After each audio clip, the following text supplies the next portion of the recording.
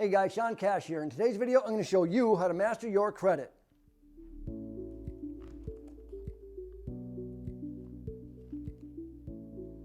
Credit is one of those subjects that everybody deals with at multiple stages of their lives, but nobody really understands it. Today, I'm going to help you understand credit once and for all. I've been a loan officer and financial manager for the last 20 years, and in that time, I have studied literally thousands of credit bureaus, and I am well qualified to speak on this subject. A couple of years ago, I was helping a high school teacher get a loan that she needed for a car that she wanted, and she didn't have the best credit. So I showed her a couple of ways to increase her credit score. Afterwards, she asked if I'd be willing to come to her classroom and show her students what I had just showed her. I did that, and it went great. It turned into many more speaking engagements, and before I knew it, I was speaking all over the place. But then COVID hit, and speaking in public became nearly impossible. It was around this time that somebody asked me if I'd be willing to put this on video. I did, and here we are. I know what it's like to have bad credit, and I don't ever want to go back. It's terrible getting turned down for a loan and not having any idea why, or even worse, how to fix it. Once I finally figured out my credit, my life skyrocketed into levels I never thought were possible. If you'd have known me 20 years ago and seen me now, you would know that there had to have been a major shift in my life. It's like when you learn something new and then apply it into your life now has to elevate to your new level of understanding. I had bad credit for so long, I had the worst cars. I remember one time I had a car that was so bad, I pulled over at an accident to see if I could help out. It took me 10 minutes to convince the police officer that my car wasn't actually in the accident. Better rates, better cars, better place to live, less stress in your life, a better understanding of how things work. This is what I want to give you guys a piece of today, with the most simple explanation of credit that you've ever heard. Because credit is simple if somebody just explains it simply. In fact, it's so simple that before this video is over, I'm going to show you that I can tell you everything you need to know about credit in just 10 seconds. I call it my 10-second credit lecture, and it's coming up before the end of this video. Before we get started, there's a couple of things I wanted to mention. Number one, credit is extremely important. Having good credit is going to save you thousands of dollars over your lifetime. Now, I've heard a lot of people say that credit isn't that important and that cash is king. But in my experience, the only reason they're saying cash is king is because they have bad credit. Now, if you're a millionaire, you don't need credit. But for the rest of us, cash is limited. We don't have $200,000, $300,000 to drop on a house. We don't have $20,000, $30,000 to drop on a car. And so we need to get loans. And not just any loans. We want the best, lowest rate loans possible. And we do that with a good understanding of credit. One of the big questions I had is, why do so many people have bad credit? And one of the answers is, I found out that in all of academia, there's not one high school class or college class that teaches anything about credit. While speaking in some of these high schools, I was able to ask the teachers why they thought this subject was not taught in school, especially to high school seniors that are about to graduate. And I got all kinds of answers. The typical answer was, it's just not part of our curriculum. But one teacher actually pulled me aside and said, Sean, the real answer is, the government owns the education system and the banks own the government. That was a teacher. What I got out of that is the dumber we all are, the better the banks do and the better the economy does. I also learned that 3.5 million high school students graduate every year in the US.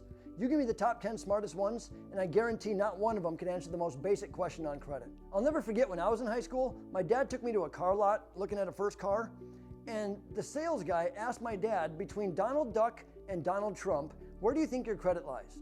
Now that's a funny example, but at some point we're all going to be asked some variation of this question.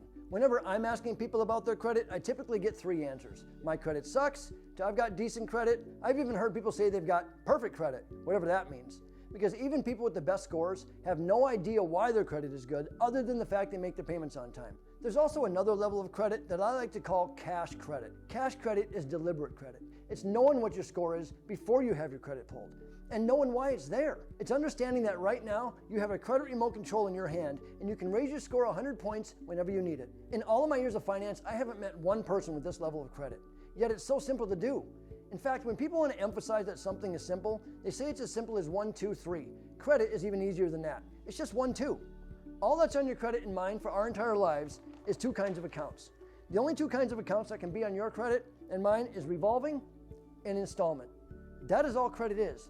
Revolving accounts revolve, they change, they move up and down. The only accounts that can do that are credit cards. The balance this month is going to be different than the balance next month, so the payment's always fluctuating or revolving. Revolving debts are credit cards.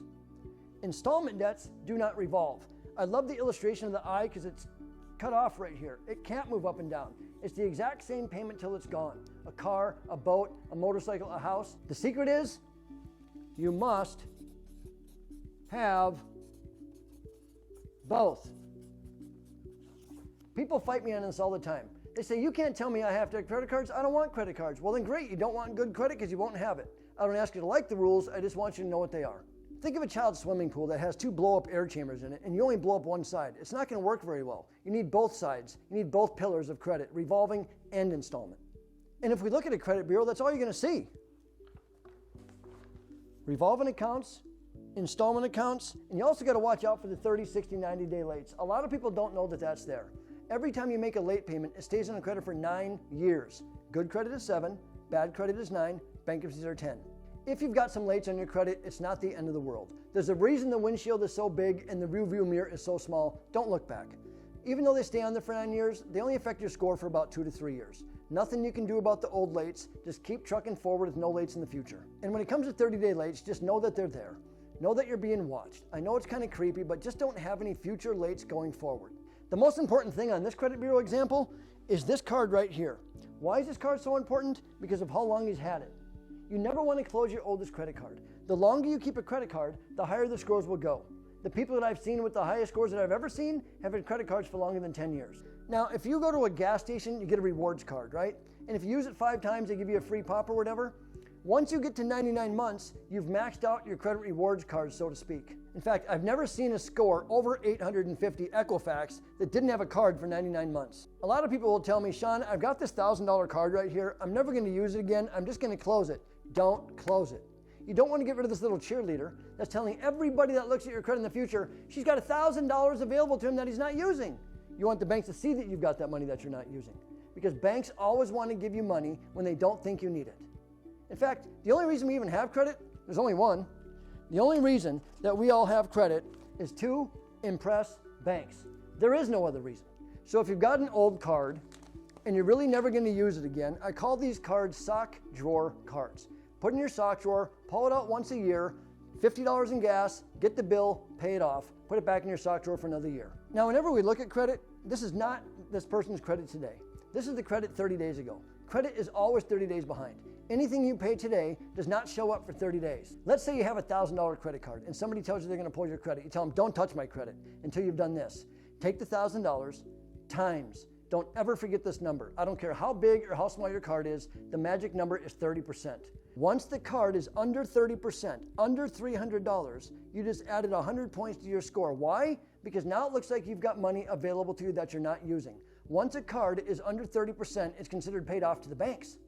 Now this is called the 30-30 rule of revolving credit. 30% or less, 30 days before anyone pulls your credit on all credit cards adds 100 points to your score. Think of it this way. Imagine I was asking you to borrow me money. The first question you're going to ask is, I wonder if this guy owes anyone else money first. I'm not giving him money if he owes a bunch of other people money. That's what the bank says about you. But I've got 4 kids. After Christmas, all my credit cards are maxed out. But I don't care because nobody is pulling my credit. If I have my credit pulled, ding, ding, ding, all my cards are under 30%. Then I wait 30 days, now pull it. I want the banks to see that I've got money available to me that I'm not using. To hammer this home, let me give you one more example. Let's say you got a $1,000 credit card and you decide, I'm going to go buy a TV for $1,000. Now you owe $1,000 on that $1,000 card. It's maxed out full and heavy and the score goes down. But let's say you have a $1,000 credit card and you only owe $75 or nothing. Now it's under 30%, it's lighter. You've got all that money available to you now, which means you've got all that credit available to you now on your credit. The more credit that is available to you on your credit at the time that your credit is pulled, the more credit worthy you are and the higher the score goes. Don't ever forget this 30-30 rule of revolving credit. It's literally how much of that $1,000 is right now available to you that determines your score more than anything else on the credit bureau. I don't want you to be afraid of credit cards. Don't forget, credit cards are used for 2 reasons. I'm out of money and build credit. Think of them to build credit now. Because otherwise, credit cards are only used when something costs too much and then we decide to pay more for it. I'm not interested in having a credit card to show how much debt I have. It's exactly the opposite.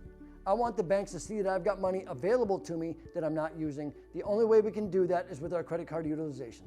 Because as I said before, the only reason we even have credit is to impress banks. Check all the boxes. Show them that you got your cards paid down. Show them that you got the revolving and the installment, the both pillars of credit. Show them you haven't had any lates on your credit. Be ready to buy the car when you buy it. This way, they have to give up the best rates possible. The problem is most people don't do this. We get stuck when we have bad credit. We've got a garbage car and a garbage rate and a garbage loan, and then the car breaks down, and we've got no choice but to bring our crippled garbage self into the dealership and get another pile of garbage.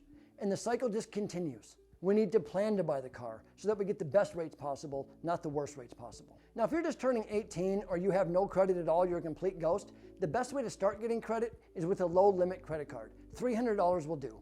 You can get it at your own bank, you can go to CapitalOne.com, and if you can't get it at either one of those, opensky secured credit card. A secured credit card means you don't have the credit yet and you have to secure the card with your money. Let's say you give them $300, they put that money on a shelf and they say, here's your card, go have fun. If you mess up and don't make the payments on time, they're going to take the money off the shelf, make the payments, and now hurt your credit. But if you do it right and you use the card as you're supposed to, $50 in gas, get the bill, pay it off. $100 in groceries, get the bill, pay it off. You do that 14 times. Why 14? Because as I said earlier, credit is always 30 to 60 days behind. So if you only make 12 payments with that card, it only shows 10. 10 does nothing for you, 11 does nothing for you, 12 does everything for you. It's literally called a credit card. You think you might need that to have credit. So now that I've told you everything that I've told you, I'm going to show you how I can explain credit in just 10 seconds. I call this my 10-second credit lecture, and here we go. There's revolving, which you now know as credit cards. Installment, which you know as cars and houses. Watch out for the 30, 60, 90-day lates. Keep all the revolving credit under 30%, 30 days before anyone pulls your credit, and never ever close your oldest credit card, the end. You do that, and you're always going to have cash credit. Now that you've got your good credit, there's many ways you can lose it. You got to be careful. A couple of tips to keep your score way up there. Number one, check your credit once a year. It's free at annualcreditreport.com. I'll put the link in the description below. You can't fight what you can't see. If you can't see what's on your credit, you can't do anything about it. Even a $25 collection, if you've got a $25 collection on your credit, I don't care what you do. Your credit is trying to go up, but it can't because it's got that collection there. Once that collection is gone, every payment you make drastically increases your score. Also, late payments. You obviously can't have any late payments on your credit. If you do, not the end of the world. Don't hire somebody to get them off, because once you get a late payment on your credit, it's never coming off. I don't care who you hire. Just get beyond it. Number three, co-signing. I highly recommend that you do not co-sign for people. Once you get good credit, you're going to get all kinds of friends that want you to co-sign for their loan. It's like playing Russian roulette with your credit every month. You spin that chamber, tell her what you won, Bob. You've got a 30-day late that's going to be on your credit for 9 years. You ever have a buddy that calls you up and says, hey, can you come to the dealership with me to buy a car? No better way to spend 4 hours, right? But then you find out why he really invited you. They pull his credit and he's got a 580 credit score. And the finance guy sitting across the desk looks at you and says, hey, do you have anyone that can co-sign for you? And you're like, don't do this. Now you got a place to bring them to get their own credit. Bring them to the cash credit video and show them how to get their own good credit. I didn't want to make this video super long. If you guys have any other questions, feel free to put a comment below or email me personally at seanecash@icloud.com. I'll be happy to answer your questions for you. If you like this video, stay tuned because we're working on a lot more good stuff for you. Thank you guys for watching, and I wish you all cash credit.